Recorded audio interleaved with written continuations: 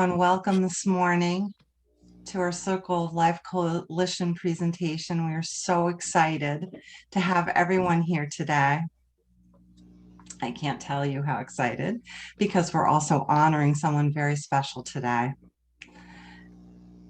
This will be recorded, so if you don't want your face on screen, because we do have little icons even though we're having speaker view, we will see your faces sometimes. And definitely, again, mute. At the Circle of Life Coalition, we envision an informed community open to honest conversations about life and death, one in which we inspire each others to live life fully while acknowledging the inevitability of death, and where choices for end-of-life care are effectively communicated, documented, respected, and honored. And as I mentioned at the top of the program, we are honoring someone very special. We try and do that every June. We missed it last June. So that's why we're just super excited to honor Margaret Gore, who is a previous board member and one of the core members of our Circle of Life Coalition way back when. I won't tell you how far way back when. And we're asking another former board member, Dom, to say a few words, and then we'll ask Margaret to say a few words then also before we present our speaker. Dom. Thank you, Deb. Good morning, everybody. I just wanted to take this opportunity to thank Marge Gore for her dedication and service to Circle of Life Coalition. I had the honor of serving as a vice chair when she was chair of this magnificent organization, and it's through her leadership and her dedication and her volunteerism that perhaps brought Circle of Life to what it is now. And I'm very honored to have been part of it during her reign, and as I continue to be on advisory board. But Marge, this is so overdue, but so well earned and respected, and I wish you the best and congratulations. Thank you so much, Dom. It's been really a pleasure working with you as well, and the rest of our board and the entire coalition. I'm really honored to be recognized for this, for my contribution to the Circle of Life Coalition. It's really been one of the most significant things I feel that I've been involved with, in my career, in my life. It was over a number of years in our education committee and then on the board. And I want to commend the board for continuing this really important work. I know what it takes. I know that all of you have grown professional lives and your expertise in so many areas. So when we provide education, it's not like going to a university or, taking a webinar. I mean, we're really conveying all the experience that each of us have in those areas of our life. I mean, I use so much of actually what I learned from all of you in my work right now with elders and senior housing. Remembering back, if it was Dr. Dan and have the conversation, I mean, we do that every week. And all the elder law attorneys that are, there in the coalition for advice and their expertise, we use that as well. There's so many other things that I'd like to mention and don't have time to, but Dominic recently, helped one of my very closest friends with his loss, a sudden death of his spouse. And these things come up every day. And all of you who work in skilled nursing, so important. Our elders from here, even though it's independent living, they go on to skilled nursing when the need arises. All of those in personal care, everybody who works in hospice, certainly. My hat is off to you. It's just so important to support all the families that are grieving and that whole grieving process. I've gone through it myself with the loss of my husband many years ago. And I know that, it helped me through then. It helps me to help others now. So I encourage anybody who's listening or anyone who sees this later on to join the coalition, because the coalition is really all of the members. The board provides the leadership. I was very happy to be part of that. The members do it all. The companionship, the compassion that you have for one another is just amazing. So I hope we can all get together again in the same room over at the McGlynn Conference Center, because there's been just so much isolation, and we need that companionship, even for one another, to support each other in our work. So I hope that happens soon. I really appreciate and thank you deeply for this honor. I did receive a couple of gifts, which was wonderful. I came home yesterday to some beautiful fresh flowers. I was working and it was difficult. And I love flowers, so thank you so much. And something that's a little more permanent, you won't see it online, so I'll have to read it to you. It's crystal, and my residents are going to love it. They're going to think I'm important. And it says, Margaret Gore, former board member, recognition for spirit, dedication, education, and I love this, and all of your efforts. It's kind of like what you get on a job description that says all of the above, or any task that comes up you're responsible for. So, and then it says June of 2021. It's all very important to me. Thank you so much. And don't hesitate to call on me if you need any help, because I'm here just like all of you. You're there, and that's the most important thing out of anything. I'm looking forward to hearing our speaker today. I know that grief support is so incredibly important. So stay tuned, and I will look forward to seeing you, Randy, very soon. Thank you again. Thank you, Margaret. I'm glad you're still there. Feel free. Our favorite words. Feel free to reach out. Yeah. No, thank you. Joy, peace, and joy at the end of it all. Yes, thank you so much. Oh my goodness. Yes, you've done so much.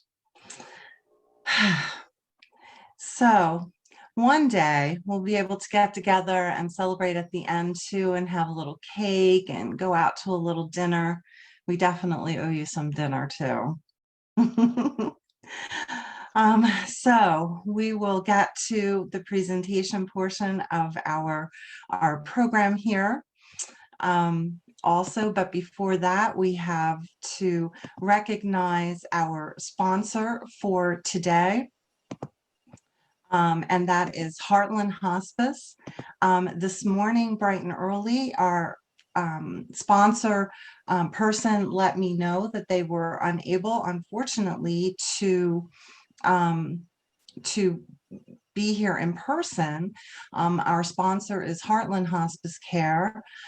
Certainly you can contact them, Thomas Ashman, the account liaison, at 610-301-8125, or thomas.ashman@heartlandhospice.com. We honor veterans, proudly serving those who have served, and they are staffed with veteran volunteers to help connect with beloved veterans at end of life, and have special training for veterans and their special needs. Heartland Hospice also, I know personally, can step in at the when there's a crisis situations that are coming in. Suddenly a hospice cannot handle the situation, and they will come in, of course, not every single time, but recently had a situation where a hospice who stated that they could suddenly could not. So that's huge. And I think you'll have to bear with me while I pull something up here that disappeared here so I can introduce our speaker appropriately.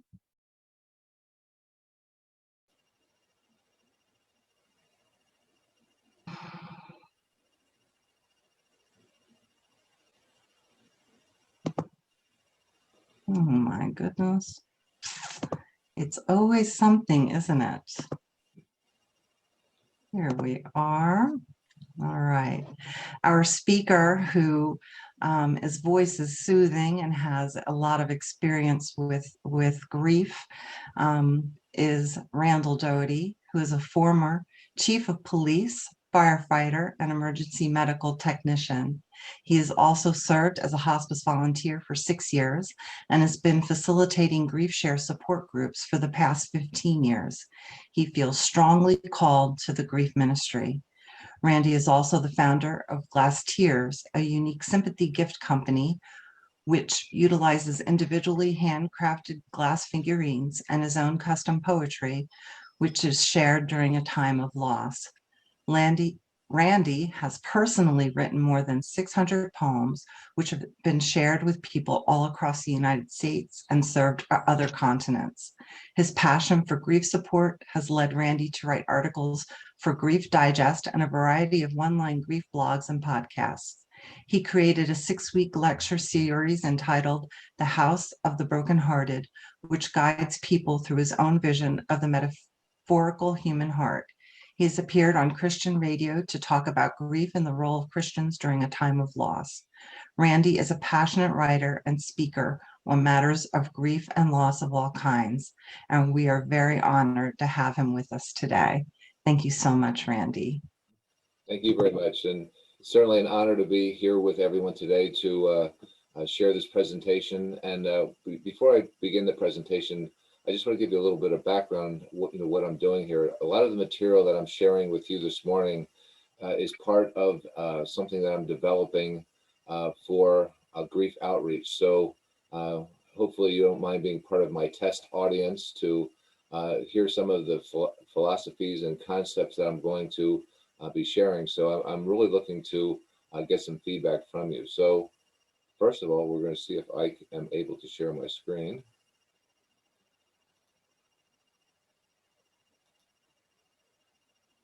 And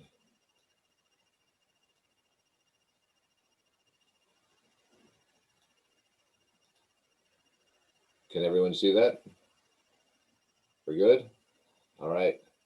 The presentation is called Grief and the Journey Through Love's Shadow. And over the, I've really been involved with GriefShare now for 17 years. So the information that was read was probably about 2 years old, but it's really been 17 years that I've been involved with GriefShare. And to just give a little bit of background how I became involved with that, I have an extensive background in emergency services and, having worked in hospice. But the real catalyst for me was in 2004 when my closest friend, fellow Christian, he worked in the office directly next to me, spontaneously took his own life. And I thought that I knew what I needed to know about grief because I had been on so many emergency calls and had dealt with so much death that I really thought I knew what grief was about. And as it turned out, I didn't really know anything about grief. And I came to learn that quickly. And Luke's death was something that impacted me in a huge way. And I ended up going out and getting counseling for my professional counseling for my grief support, which eventually led me to an interest in learning more about grief. And I went out to the Center for Loss in Fort Collins, Colorado, which is run by Dr. Alan Wolfelt, who's from he's a phenomenal thanatologist, one of the top thanatologists in the country. And it was really an honor to be able to study under him and get to know him personally. And he really encouraged me to go and pursue grief and not to just take everything that you read in books and believe it, but really dig into it. So that's what I've been really doing for the last 17 years. And it's 20 years since Luke's death. And I've been on quite a journey. So I'm calling it Grief and the Journey Through Love's Shadow. And I'll explain why in a minute. And this presentation is part of my quest to educate and better equip those who support others in their season of grief. And most of the grief support that I've found in our area is really centered on how do we help those who are grieving. And one of the things that's been kind of like a revelation to me, or an epiphany, is the fact that grief is only a part of the struggle. Many times it's the people around us really add to our struggle. And so my grief ministry, my grief outreach, is really reaching out to help those who wish to support others through their season of grief. And I'm really trying to support those who are in grief by helping these folks. So your feedback on some of these concepts is important to me. So I'm in the process of creating a nonprofit entity called The Grief Ministry. I've said this to so many people over the years. They said, if you could do one thing, Randy, what would it be? I said, I would be in the grief ministry. And so when I decided the name for our entity, I decided to call it The Grief Ministry. And it's a nonprofit entity dedicated to grief support, education, and services. So I really want to try to help others out there learn about grief. And there are many people that want to learn about grief, even those folks that haven't experienced grief. They've kind of watched it from the sidelines. They've seen what's going on. They're terrified. Oh no, what will happen? When it's my turn, when I have to deal with this. So my focus is really trying to educate people about what grief is about. And in this presentation, you're going to see some philosophies and concepts that I brought up, and that's what I want your feedback on. My quest is to support people in grief by educating and equipping those who hope to support them. So I really wanted to help develop good support systems around the people that are in grief. Now, the first thing I bring up is a quote from Winnie the Pooh, and that's, how lucky I am to have something that makes saying goodbye so hard. And that is a really complex statement for children, and it's even a complex statement for adults. And it really comes down to what I consider truth number one, which I think is essential, and that is love isn't free. There's always a price we must pay. And when you say that, it really kind of has a sting to it, because we like to think that love is abundant and free and it's out there, but the reality is that love isn't free, and there's always a price that we need to pay for love, and the price that we pay for our love is grief, and that's something that is difficult to understand, but it's a basic truth that we need to understand. When I begin my grief support sessions, I begin with that comment, and then I ask this question: would you relinquish the suffering caused by grief if you could? Your wilderness of grief would vanish, and the dark night of your soul would illuminate. And most of the people that are coming to my grief support groups are coming there saying, I want to get out of grief. I can't. This is overwhelming. It's ruining my life. It's terrible. And so the knee-jerk reaction for most people is to say, yeah, I want to get out of grief. I want to do whatever I can. And so it's a question that I think is important as we begin our journey. I do GriefShare, which is a 13-week session. So when I go through GriefShare, I ask this at the beginning, and most of the people will raise their hands. And I said, and then I go on to explain, you would need to erase every hope, memory, life experience, and recollection currently stored in your heart, as if your loved one had never existed. Then your grief would be gone. And that's when people hit the brakes and say, wait a minute. I am not going to give up the hopes and memories and life experience and recollections currently stored in my heart, as if they never existed. I won't do that to get rid of my grief. And almost universally across the board, everyone says, no, I won't do that. So that brings us to truth number two, the love paradox. We hold tightly to the very things which cause suffering and pain. And many people will come into GriefShare and say, why do we need to be here for 13 weeks? You can't just teach this in a week or two. And really, it's a journey that we have to go on and say, well, wait a minute, the very things that are causing your pain and heartache are the things that you won't let go of. We need to understand what is this that we need to do. And the people in grief, the people who come to GriefShare are people that are in grief. But this is a concept that I think is really essential for the people who are supporting those in grief to understand. Because many times the people in grief the grief support systems are basically just trying to get them out of the pain, to eliminate their pain and move them on. And they have to understand that there's a paradox, that they don't want to let go of these things that are causing the pain, and there's a reason for this. So the grief support system really needs to understand truth number two. So as we get into love shadow, as I call it, grief being love's shadow, love has two sides, a bright side and a dark side. It's kind of, I use the example of the moon. One side of the moon is perfectly lit and the other side of the moon is perfectly dark. And as we look at love and grief as almost being opposites, like opposite ends of spectrums, two completely different things. And in my experience and my journey through grief myself, I found that grief really is the dark side of love. Grief isn't something different or diametrically opposed to love. It's actually just the dark side of love, and that's something that's important, because if in my original questions, if I said, would you want your grief to go away? For your grief to go away, your love has to go away, and that's something that people don't want to do. So the bright side of love is really the relationship of their presence, happiness, and all the possibilities of what that relationship can be. And then the dark side of love is the absence of their presence, the conflict, the loss of future possibilities. And the dark side of love is grief. This is what we experience. And it might be nice to think that, well, we can experience love without experiencing grief, but that's impossible. As I go through and do my grief work, and many times, people in our church will say, well, there's really not many people that seem to be interested in doing grief work. And I said, the grief mission field is the largest mission field on the planet, bar none. There is no mission field larger than the grief mission field, because grief doesn't discriminate. It's not like, well, there's human trafficking and there's substance abuse and there's hunger and there's, waterborne diseases and all those types of things. But everyone who loves and everyone who loses is going to grieve. So everyone has to cope with this thing called grief. And the mission field is absolutely huge, but unfortunately it's way underserved. So the question becomes, is the bright side of love truly worth enduring the dark side of love?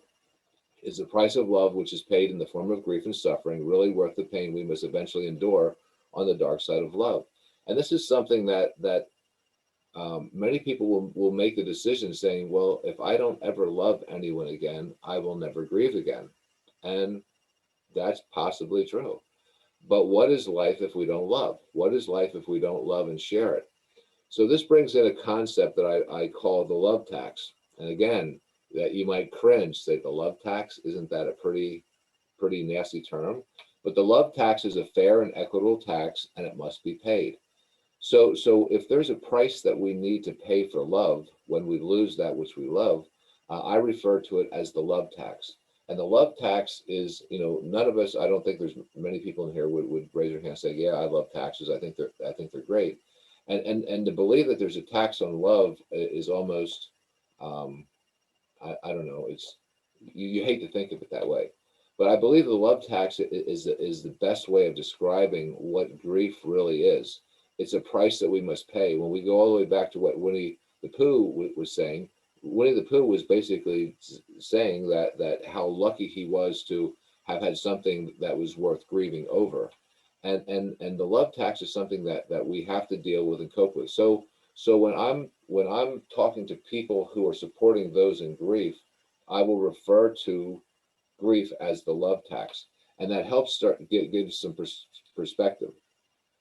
Now, one of the things I said earlier was that it's fair and equitable. How can the love tax be fair and equitable? Anyone who's ever had to deal with grief and endure with grief knows that grief is love is the greatest feeling that you have in grief. The dark side of grief is possibly the worst feeling, human emotion that we can experience. But grief is proportional. The greater the love, the greater the grief. But we will pay more if we evade the love tax. And love tax evasion is one of the things that we see happening, I see happening in grief support, that people will do everything that they can not to cope or deal with their grief. They won't mourn their loss. Grief is prolonged when we fail or refuse to mourn. Our suffering continues until our lost debt is reconciled. So truth number 4 is suffering and grief is inevitable, but it can become perpetual and unfair if it's not reconciled. And this is important for people that are supporting those who are in grief, to basically say, don't help them evade their tax. Don't think that it's your job to take away their pain, because it's not. Because as you take away their pain, you're taking away the suffering, which is essential as part of the grief. So when we're looking at truth number 4, suffering and grief is inevitable, but it can become perpetual and unfair if it's not reconciled. There are people that will suffer a loss and never mourn that loss and deal with that loss their entire life. Till they will never reconcile and they will deal with it. And the love tax at that point becomes unfair because now there's the tax evasion. You haven't been paying your taxes. So the suffering now will exceed whatever you receive from your love. So that's another concept that comes into this. So how do we pay the love tax? We have to journey through love's shadow, the dark side. And that's where we start to understand what is this whole thing about grief and mourning, and what is this thing about journey? Because a journey is a process that we can choose to either take a journey or not take a journey. But the question is, will we journey through love's shadow, through the dark side of love? There's a quote by Elizabeth Kubler-Ross that says, "The most beautiful people we have known are those who have known defeat, known suffering, known struggle, known loss, and have found their way out of those depths." And that's a beautiful quote from a woman that knew death very well. Now, Elizabeth Kubler-Ross is best known for her stages of death, because that's basically been hijacked by the media and other people, and they put it out there as if that's the path that people take through grief, and it's not.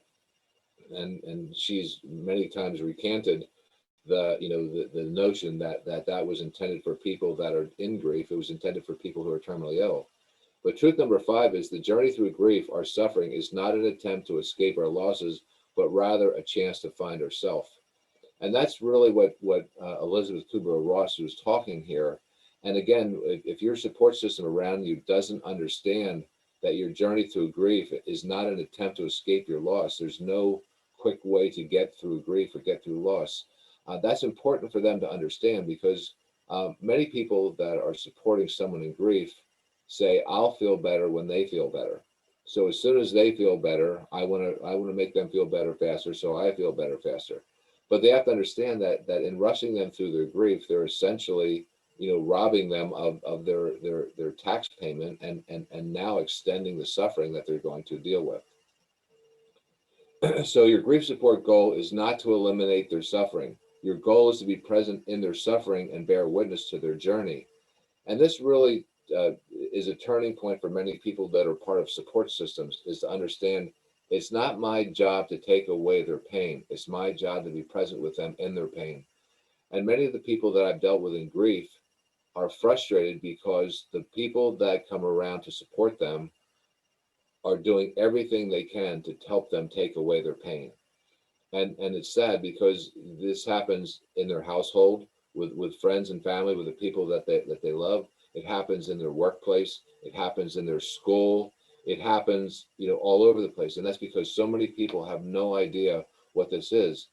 But if you tell someone it's not your job to take away their pain or eliminate their suffering, it's your job to be present in their suffering and bear witness to their journey, that takes a lot of weight off of the grief support system. It's just like, you mean I just need to be present with them?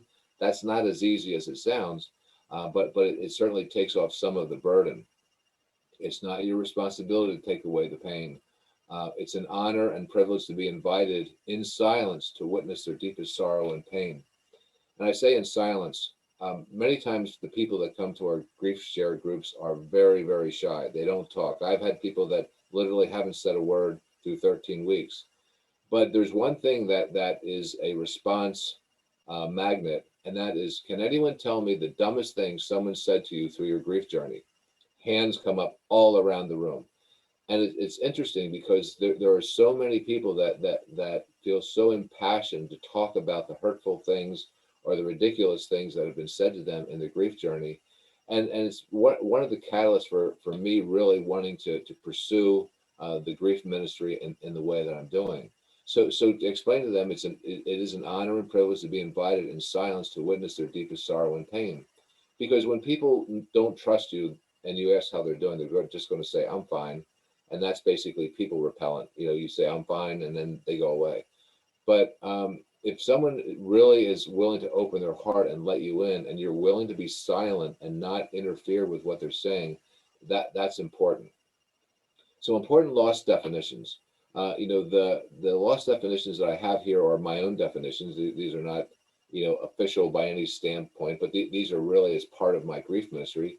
Grief is considered a place. It's the dark side of love. It's love's shadow. Grief is often described as a wilderness, When we are in grief, we face mental, physical, and spiritual obstacles which must be overcome. Our presence in grief, our suffering, is the love tax we must pay when we lose that which we love. And mourning. Now, grief and mourning are almost used synonymously between the general public that doesn't know the difference. But mourning is considered a process, our movement through love's shadow. Mourning is the hard work of our grief journey. Mourning requires outward expression and inward reflection. If we choose not to mourn, not to pay the tax, we will remain in the grief place and will suffer more than if we had mourned. So mourning is really an essential part of grief. And really, if you go back into biblical times, in biblical times they would mourn for 70 days. I mean, they would literally, put on sackcloth, put ash on their face, tear the sackcloth, muss up their hair, and they really were trying to look on the outside the way we felt on the inside. Mourning in our modern society is becoming less and less common. It's more erased. We don't really have the outward expression. And many times we don't have the inward reflection. But mourning has really been stunted in our society in terms that we don't welcome mourning, as far as wearing black and wearing veils and wearing armbands and the things that used to alert the rest of the world to know that we've lost something very precious to us. So we lose something when we do that. So understanding these two definitions for people that are supporting those in grief, I think, is important. So how can we help people in grief? We must understand the 4 key elements of grief support. Now, the 4 key elements of grief support that I have in here, if you look on the right, I said the focus of mourning work is to be able to move through love's shadow as we confront our past, our present, and our future reality of our unique lost circumstances. Each of these aspects of time are important to address as we come to realization that who we love is now gone. Our grief support system is an essential part of the grief journey. And understanding that the 3 dimensions of time, our past, our present, and our future, is important because it also relates to how we need to relate to the people that are in grief. We need good counsel from professionals and others who understand or have experienced loss when we're dealing with our past, when we're looking in the rearview mirror. When we're dealing with our today, our moment, what we're living in this moment, we need comfort and companionship to cope with our grief and suffering in the present moment. And when we look towards our future, and our future is often, a very painful part of, our grief experience, we need proper coaching from those who can equip, navigate, and monitor our progress on the journey. So when I talk to people about, if you're going to be part of a support system, understand that they at any given point, and this could change minute by minute, whether they're struggling with their past, their present, or their future, you have to understand and recognize what that is. Now, as we go to the dark side, there's 2 halves of the dark side.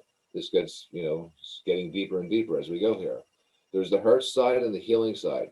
The hurt portion of the dark side of love is where our deepest suffering and lament occurs. This is the worst part of grief, yet it is a necessary part of the loss experience. People with good intentions will try to rush those in hurt through this experience in search of happiness in their old selves. That's tax evasion. The hurt part of grief is horrible. That's the shock part. That's when we're in disbelief. We can't even understand what's happened with us. Our cognitive abilities are literally, disabled, and we're completely overcome by our hurt. And then the other side of the dark half of grief is the healing portion of the dark side of love, is where the light of hope starts to reappear very slowly, not in the beginning, but there's no shortcut through healing, although many people will try. True healing takes time and sacrifice. Sadly, by the time most grievers reach healing, their support system is often gone and they feel abandoned. So at the very time you need the help from people, because everyone's trying to help you when you're hurt. They're trying to rush you through your hurt so that you come back to your old self. By the time you finally reach healing, which can take months or years, most of your support system can be gone, and it's important for those who support you to understand that the most support that you can give often is in a later time. So, lost my, there we go. The 2 sides of the dark side. On the hurt side, requires more of the comfort and companionship, just the gift of presence, being there for them. On the healing side, requires more of the counseling and coaching.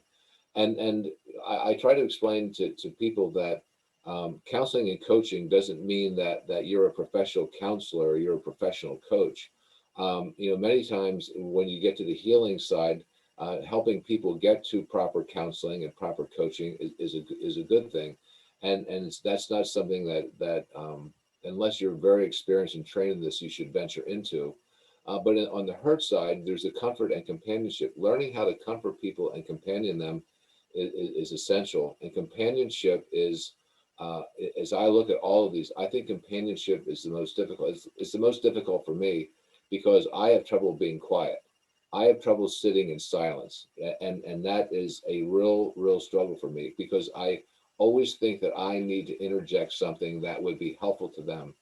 And it is a real discipline to be able to be present to someone in their pain, to hear what's going on, to not feel compelled to answer their questions or to explain what God was thinking or getting into all those things. So for me, companionship is something that has been something that I've really tried to work on, being a better companion for the people in grief. And companionship is not comfort is a short-term thing. Comfort is sympathy. Companionship is empathy. Companionship means you're going to be present with them and experience their pain. Comfort, you're sympathetic and you're acknowledging it, but that's very short term. So those in grief must decide what they need and when they need it. Many times they don't really know what they need, but it certainly is unhelpful when people are in grief, when you go there and you begin to counsel and coach them when they're still in the hurt stage. So that's important. Every loss we ever experience which is not reconciled will become part of our loss molecule. And that's one of my quotes. And truth, number 6 is our unreconciled losses are cumulative, beware. That's something that I didn't realize about myself. I explained in the beginning, I was a police officer, I was an emergency medical technician, I was a firefighter, I did grief and hospice work, and it's almost like working in an environment where there's radiation. You're accumulating these losses, not reconciling them, and don't really understand what is going on. You don't understand that these things are building up. By the time Luke took his own life, I had an unbelievably what I call loss molecule. Every loss encountered throughout our life must be reconciled. Otherwise, the loss will attach to all other unreconciled losses and become unstable loss molecule, which will eventually define our life. And I didn't realize what was going on at my time, but in all reality, as in emergency services, I was drinking more than I should have, drinking alcohol more than I should have, and I was doing things to take my mind and struggles away from it. And I had this unstable loss molecule that was developing. And that's something in emergency services that exists. And most people don't understand the price that police and fire and ambulance people pay. I graduated from Boyertown High School in 1974. And in our high school, there were 6 people in our high school, within the realm of years when I was going to school. 6 of us became police chief. 1 of us became a police sergeant. There were 7 of us. 3 of the 7 of us are dead from suicide. And that is a ridiculously high number. And the ridiculously high number really relates back to what I consider the loss molecule. And the loss molecule could be likened to post-traumatic stress and other things where a losses just accumulate and accumulate. And it's important for people to understand this last point. Your current loss may be attached to other unreconciled loss elements. The loss which finally breaks you might not be the only loss which broke you. Each loss can impact every other loss in our life. And that's important for people that are in the grief support system to understand. They're saying, okay, their grandmother died. She was 90 years old. It's sad. I know you loved her, but they seem to have a disproportionate response to this loss. And what I try to explain to people is you have to look at the entire loss molecule. If this person has also been through a divorce and they've been through bankruptcy and they were physically abused and they have a chemical dependency, there's a lot of other types of losses. Grief isn't just the loss of life. Grief is all types of losses that go through our life. And you have to understand that you have to look at the entire loss molecule to look at this. And that's where professional counseling comes in. When you have this entire bag of issues that you've carried through life and you've done nothing about, that's really where you need professional help. So to think that you can coax somebody through the loss of their grandmother and now they've become completely unhinged, many times, the loss which finally breaks you might not be the only loss that broke you. So when we look at the truths that I come out here, and they're truths as far as I have. Maybe some of you will say, well, wait a minute, these aren't truths as I see them. But understand that love isn't free. There's always a price we must pay. That the love paradox, we hold tightly to that which causes our pain. The love tax is a fair and equitable tax, and it must be paid. Suffering and grief is inevitable, but it's perpetual if it's not reconciled. And the journey through grief, our suffering, is not an attempt to escape our loss, but rather a chance to find ourselves. Unreconciled losses are cumulative, please beware, and each loss can impact every other loss in our life. These are the beginning of what I'm trying to get through to support systems around people that are dealing with grief. These are the things that the grief ministry that I'm working on developing and creating the grief ministry is equipping healthy grief support systems for people. And many times the people, we'll have 20 or 30 people come out to our church for GriefShare, but I know that there's hundreds and hundreds and hundreds of people within our community that aren't coming out for GriefShare, and they're struggling. So if I can't get the people that are truly struggling with grief to come out to me, what can I do to support the people that actually have access to the people in grief? And that's what the grief ministry is really about, and creating that entity. So I've pretty much gone into my full explanation. So if we have some time, I'd like to get some feedback or thoughts from those of you who have seen this and say, hey, Randy, I think you're headed off in the right direction, or like, wait, you're off in some philosophical tangent, like, where are you going with this? And so I would like to get some honest feedback from those of you that have listened. Thank you, Randy. I'll start while we're waiting for some comments. We've been asking for in the chat to provide some feedback, and please do that, everyone. I think it was good. I don't know if you noticed me, I forgot to turn off my camera. I took a screenshot at number 4 and posted it to my girls group. It's 12 really close girlfriends. We've gone through this COVID journey together. And I posted it, I said, this is so, really bad word, true. And so far about 10 of those girlfriends hearted it. Like, it is, number 4 is true. And I feel with any grief journey, people need their angle to look at it, and to bring that there's a price for love to it is right. It resonated with me. I don't think you're off base with it at all. So because it is true, if you bury it down, if you bury down your losses and you don't you don't deal with it, not everybody's a chatty Cathy, not everyone's gonna perhaps come to a grief share, but there's a book, there's a pamphlet, there's someone else in their life who's watched this presentation or have had someone come to a grief share, and those love 1, 2, 3, 4, 5, 6, 7s, they bring them to them, then, and that resonates with them, then I think that's good. That's my opinion on this. Well, thank you. You're welcome. Anyone else can put it in the chat. Do you need help putting something in the chat? Anyone who would like to? You can unmute yourself and speak. Roseanne, you've unmuted yourself. Would you like to say something? No, I'm just listening right now. Oh, okay. This is my first time. Oh, okay. Welcome. Sorry to call you out. Sorry, and I have no clue what I'm doing on Zoom.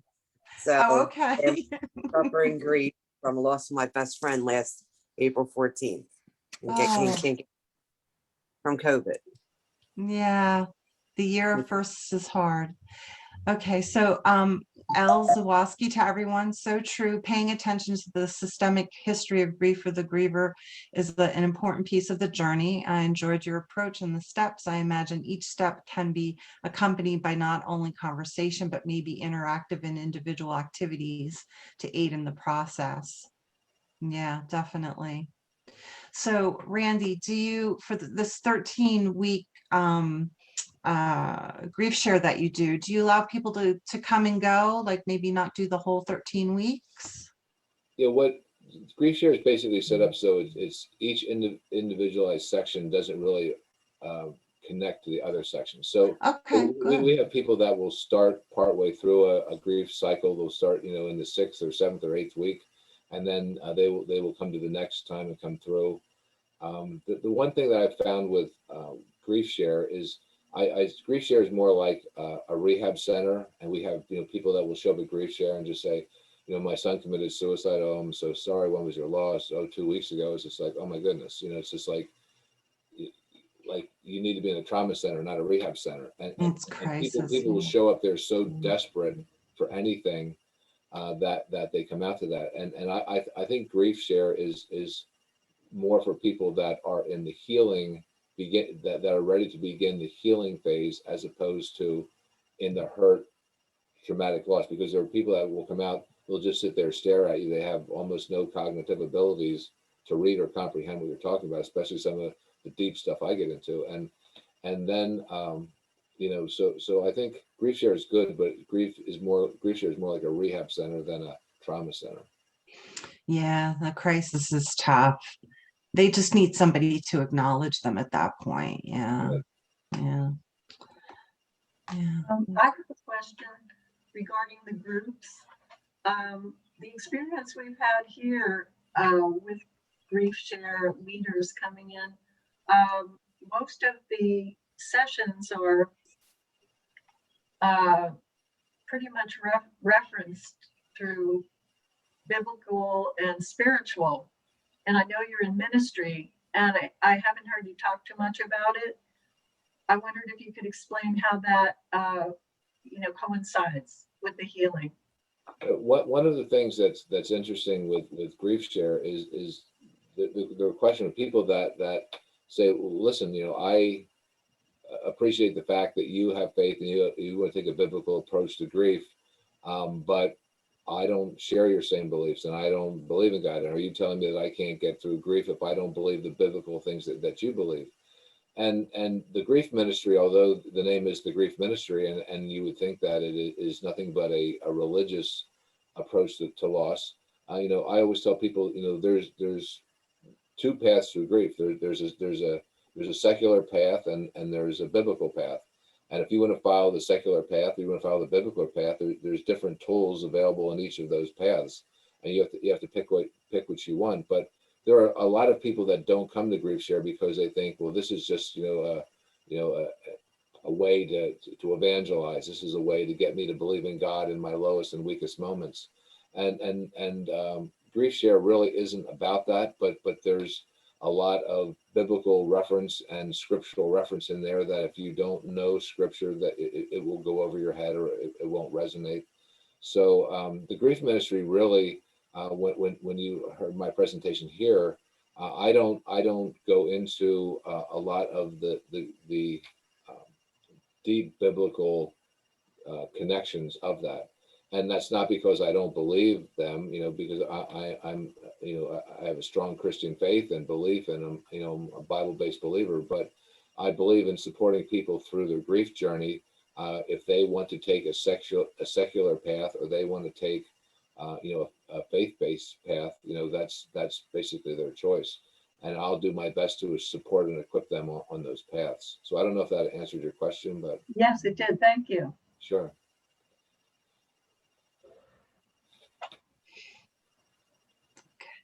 Just Does anyone think I'm off in the wrong direction with my truths and the approach that I'm taking?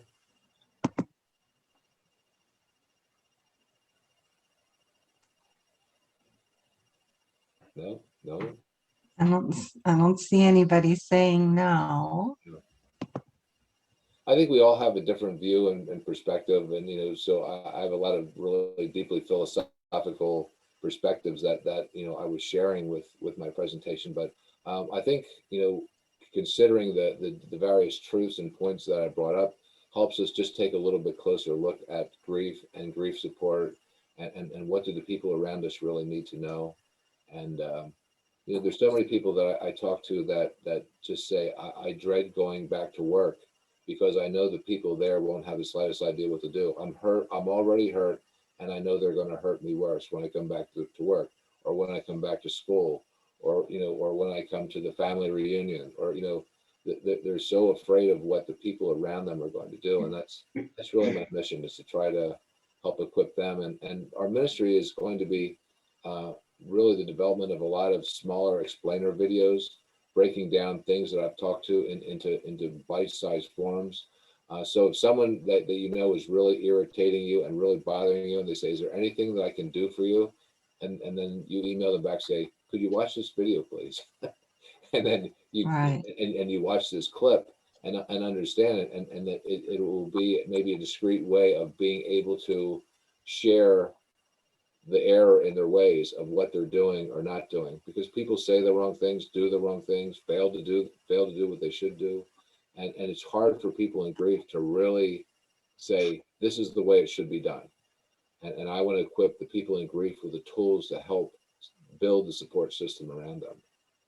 Right. And we recognize that as the Circle of Life Coalition. We recently had Addison Rose Foundation for the loss of infant loss and preterm loss. And a lot of times it is what people say, oh, you can have other children, things that are very unhelpful.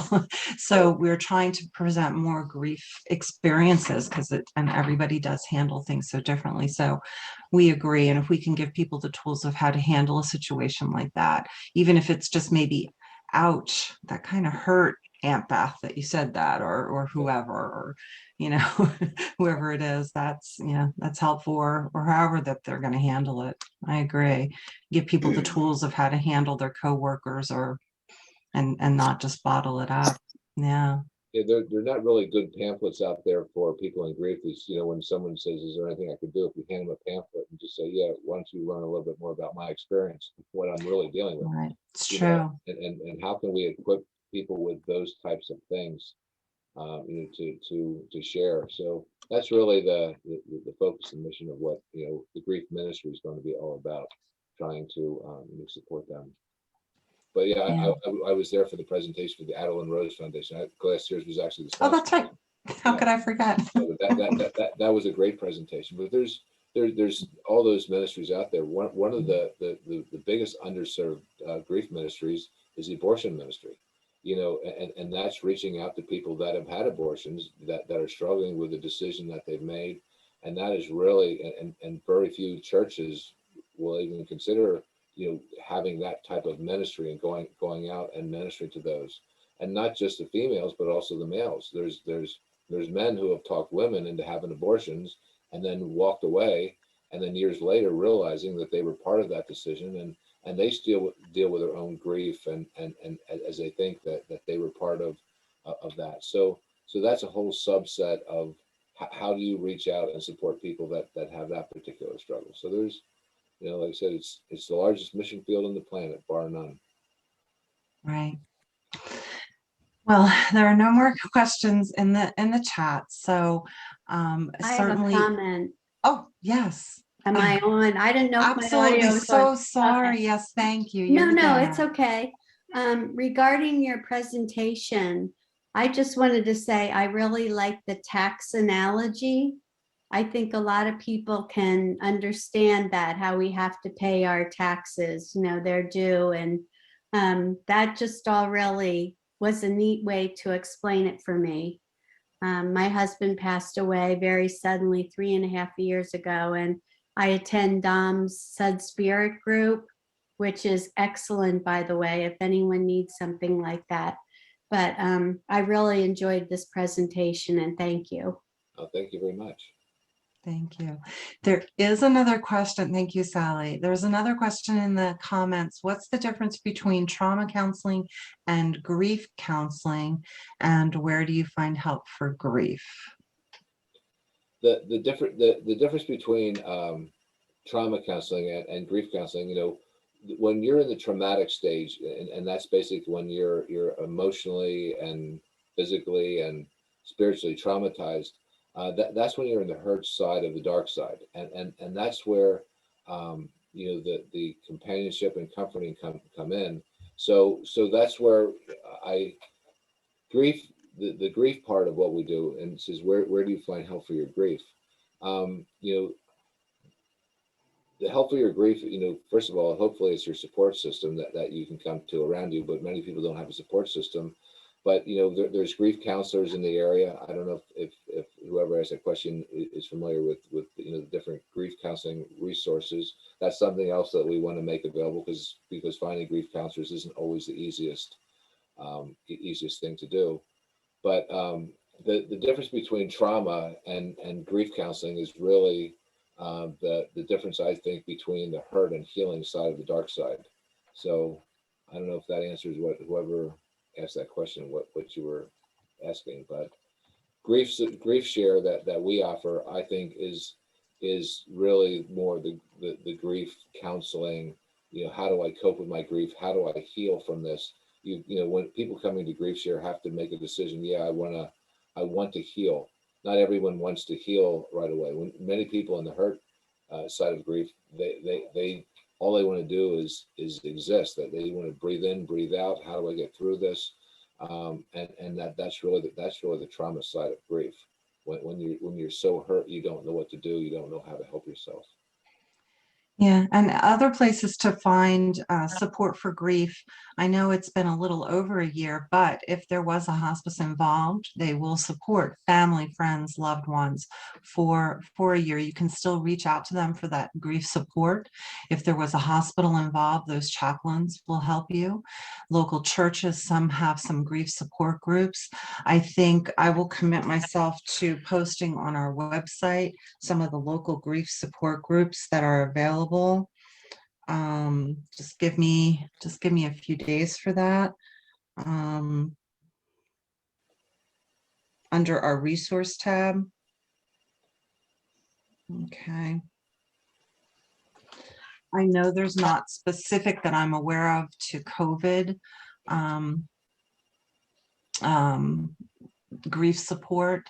It's such a yeah, we haven't found that yet. It's such like a mass trauma support right now, but yeah. For grief shares, if you go to griefshare.org and then put in your zip code, it will show you what other grief, if you're specifically interested in a grief share group, if you go to griefshare.org and then there's a zip code finder in there, and it'll show you what other grief shares are out there. There's 6,000 grief share groups around the world. So they're all over the place, and I see there's one there saying from, if you're from the Percy area, if you put in that within a 10-mile radius of Percy, I would think there's probably 6 or 8 grief share groups that meet right down within that area. There's a lot. Yeah. If that's helpful. And then Hannah Walters Pathway Center for Grief and Loss, open free to the community, whether your loved one was being treated through hospice or not. And then Wendy put the griefshare.org in our comment section. There's a Center for Loss and Skip Back, so if you're familiar with Skip Back, Center for Loss and Skip Back, that's a phenomenal facility, and they have all kinds of grief counseling and support groups there as well. Yeah. We are going to have to wrap it up for the day. We do have the poll in process there. Please consider taking the poll. Please consider going to our website, circleoflifecoalition.org, and hitting the donate button. Gary is going to put up our flyer for our bowling fundraiser that we are having in October. Also, I want to discuss what we're going to be doing in July, which is Letters to Heaven by Dominic Mergidio. I do not know why I butchered Dom's last name my entire life. I apologize, but his Letters to Heaven. is our presentation in July, and it will be fabulous. And the sponsor is It's All About You, Amy, July 1st at 8:15.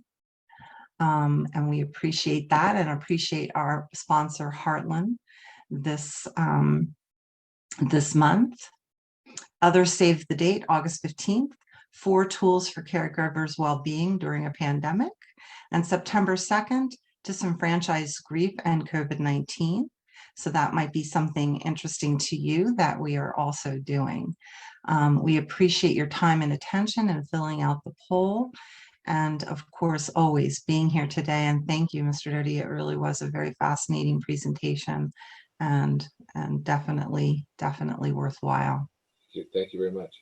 Thank you, everybody, for being here today.